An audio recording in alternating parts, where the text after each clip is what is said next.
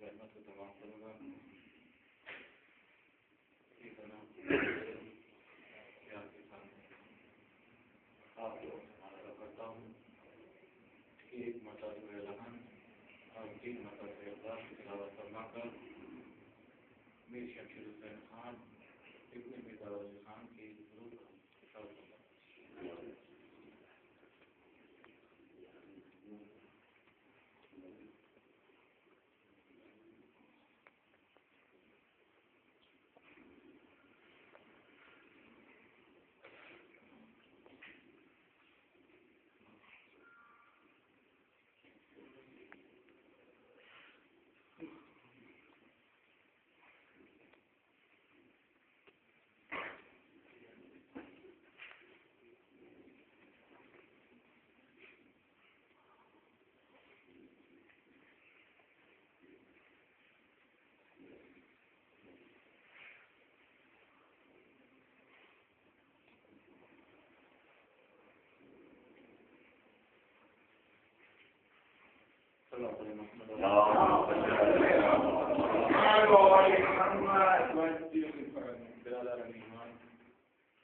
قرآن مجید میں اچھا فرمایا جاتا ہے بسم اللہ الرحمن الرحیم کل نفس ذائقۃ الموت.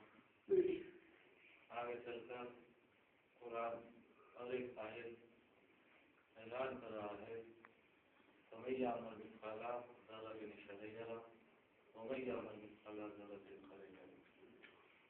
کہ تم اس کی برابر نیکی کرو گے اس کے عوض میں تمہیں سزائے خیر ملے گی. تم اس کی برابر نیکی کرو گے اس کے عوض میں تمہیں عذاب الہی آئے گی. سب سے پہلی آیت کل نفس ذائقۃ الموت. ہر وہ شے کو موت کا مزہ چکھنا ہے چاہے وہ مادی شکل میں ہو چاہے وہ موجود ہو چاہے وہ حیران ہو چاہے وہ جان. ہر ایک کو موت اور حق ہے. جب ہمیں موت کا یقین ہے تو ہمیں زندگی کیسے گزارنا چاہیے. ہمیں یہ احساس کرنا بہت ضروری ہے کہ ہماری خلقت کس وجہ سے ہوئی. اس کے بعد ہمارا امام ہم سے کیا چاہتا ہے. یہ ہماری فکر رہنا چاہیے کہ ہمارا امام ہمارے کس فعل سے خوش ہو رہا ہے اور کس فعل سے ہمارا امام ناراض ہو رہا ہے.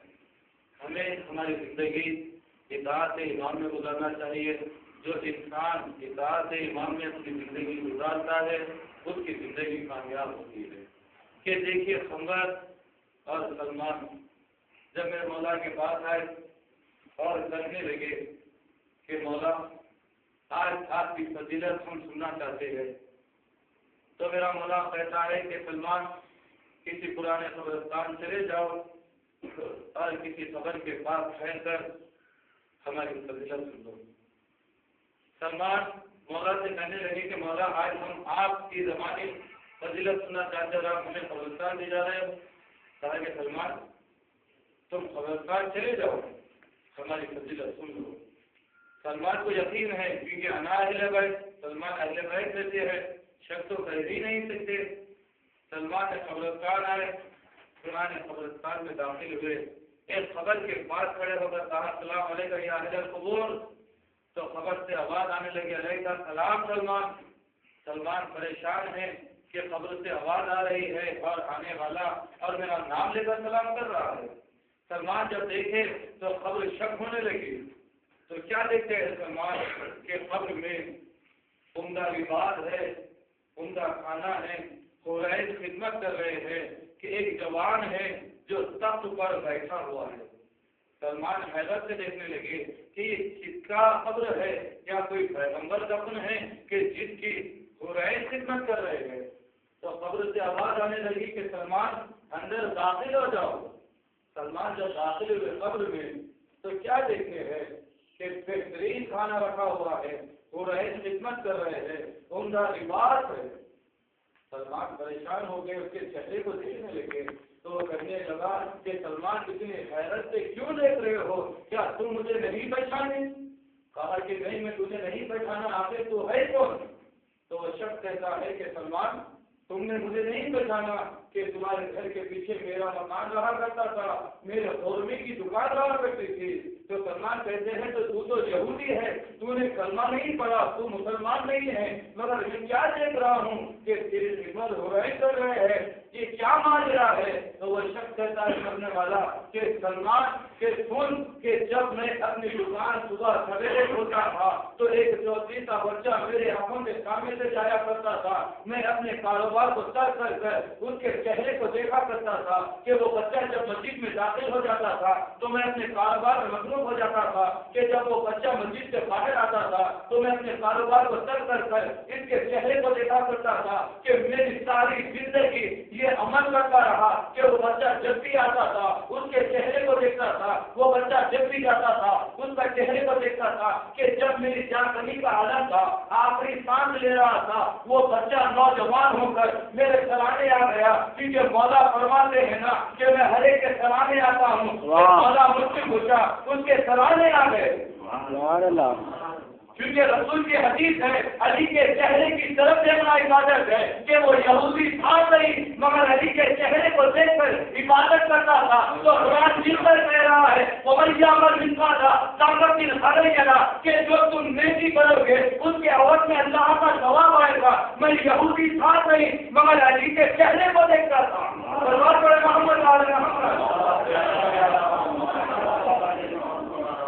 رسول کا فرمان ہے کہ رسول کا فرمان ہے کہ علی کا چہرہ دیکھنا عبادت ہے۔ اس دور میں جو علی تھے اس دور کے لوگ اس فضیلت سے کامیاب ہوتے تھے، علی کے چہرے کو دیکھ کر ثواب حاصل کرتے تھے۔ تو میں ہاتھ جوڑ کے کہوں گا کہ اللہ کے نبی بتائیے اس وقت تو علی تھے مگر اس دور میں علی نہیں ہے، علی کا چہرہ کیسا دیکھے؟ تو رسول فرماتے ہیں نادان گھبرانا نہیں، عبادت ہے۔ محمد اور علی کی محبت میں ایک دن گزارنا اللہ کے نزدیک 1 سال کی عبادت ہے، کیونکہ حدیث اٹھا کے دیکھ لے، حدیث بیان کرتی ہے کہ ہمارے 11ویں امام کیا فرماتے ہیں،